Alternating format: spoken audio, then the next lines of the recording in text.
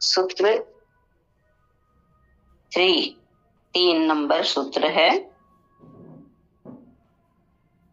कह रहे हैं अष्टावक्र जी हमें, तो न पृथ्वी है, न जल है, न अग्नि है, न वायु है, न आकाश है। मुक्ति के लिए अपने को इन सब का साक्षी चैतन्य स्वरूप जान। राजा जनक का पहला प्रश्न है, आवाज पहुंच रही है ना? जी माँ। राजा जनक का पहला प्रश्न है, ज्ञान कैसे प्राप्त होता है? अष्टावक्र पहले ज्ञान की अनिवार्य शर्त व्याख्या करने के बाद जनक को अपने निज स्वरूप का बोध कराते हैं। वे कहते हैं, मनुष्य शरीर मात्र नहीं है, वो चैतन्य आत्मा है। शरीर नहीं है मनुष्य, शरीर में रहने वाली जो चैतन्य शक्ति है वो है। आत्मा ही उसका वास्तविक स्वरूप है, वही सम्राट है।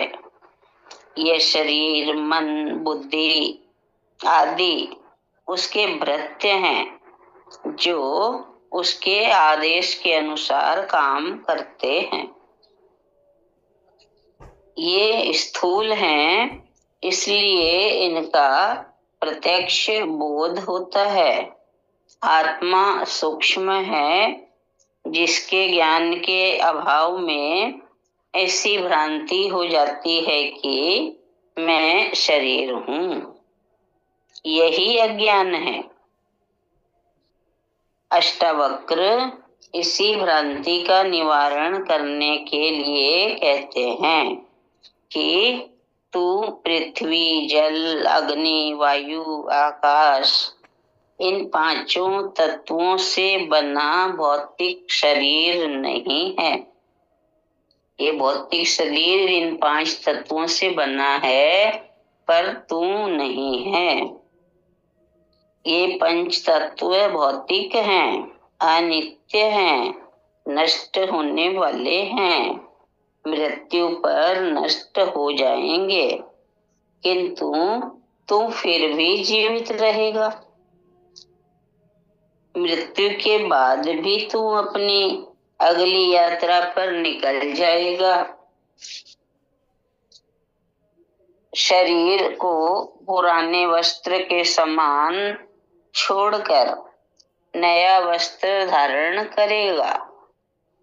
यह शरीर तेरा वस्त्र है, केवल वस्त्र मात्र है, तू इससे अलग है। ये तेरा शरीर भौतिक पदार्थों से बना है। तू घर नहीं है, बल्कि उसमें रहने वाला मालिक है।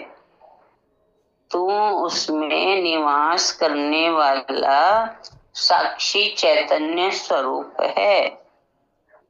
संपूर्ण भौतिक जगत का आधार तू ही चैतन्य है। तू भी वही चैतन्य है।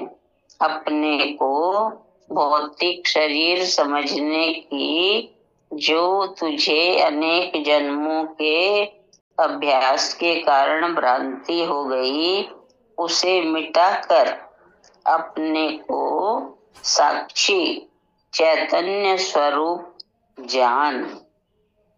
यही ज्ञान है।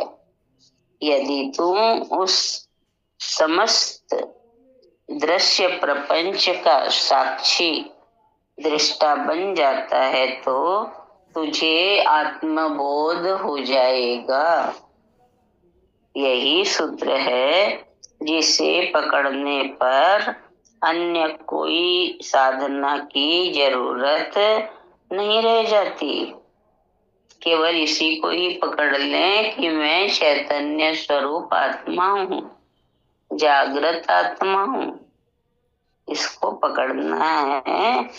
इसको जो पकड़ता है उसे और कुछ साधन की जरूरत नहीं रहती।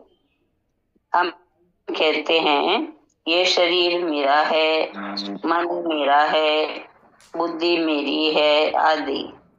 तो यह मैं कौन है जिसके ये सभी हैं? निश्चित ही ये सभी मैं से भिन्न हैं। तभी हम कहते हैं ये मेरा है, अन्यथा मेरा कैसे कहते? जो मेरा है वह इस मैं से मिला है, तो उन्हें छोड़ा भी तो जा सकता है। और इन सब मेरे के छूटने पर जो शेष बच जाता है वही मैं का वास्तविक स्वरूप है। यही मैं आत्म तत्व है। यही मैं जब सारी छूट जाती है, जो बचती है वही मैं आत्म तत्व है, जिसका ज्ञान होने पर ये सब विजातीय तत्व उससे भिन्न प्रतीत होने लगते हैं। यही आत्म ज्ञान है।